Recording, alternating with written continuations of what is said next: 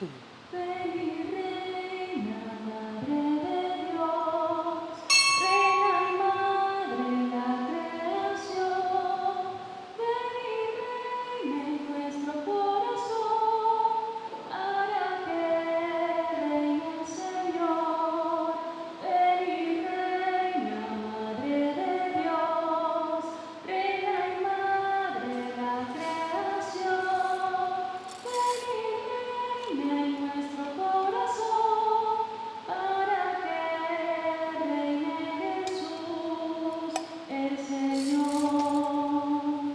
Madre de misericordia, Madre del Salvador, auxilio de los cristianos, ruega por nosotros a Dios. Virgen fiel y prudente, Reina de la paz, Santa Madre de Cristo, que hagamos su voluntad. Ven y reina, Madre de Dios, reina y madre de la creación. Ven y reina en nuestro corazón, para que reine el Señor. Ven y reina, Madre de Dios, reina y madre de la creación.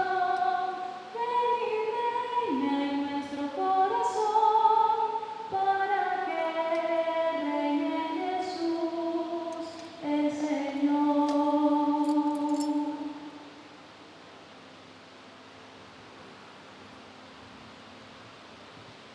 Buona noche, mi hermana. A ver, comunica fiesta di nostra Mamma Maria Immaculata, la che nos pidió su benedizione a nombre di Tata, di Dio e del Spirito Santo. Gracia del Señor Jesucristo sea con vos. Hermana, la que nos pide, Señor, perdón, misericordia. Cada vez que nos está presentando el mes delante del Señor, Mamma Maria también intenta interceder para no estar limpi, sin mancha, de manera Jesús me está, de manera Dios atraja a Mamma Maria, sin mácula, sin mancha. Háganos bien, Señor Dios, para limpiarnos también hoy para dentro, en lo más profundo de nuestro corazón, háganos bien, Señor Dios, perdón. Señor, bobín del mundo, sálvanos. Señor, ten piedad de nosotros.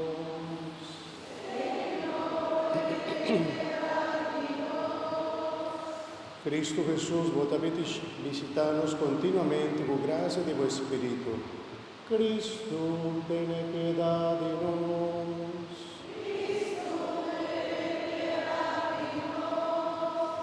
Señor, un día lo bimba juzga los hechos. Señor, ten piedad de nosotros.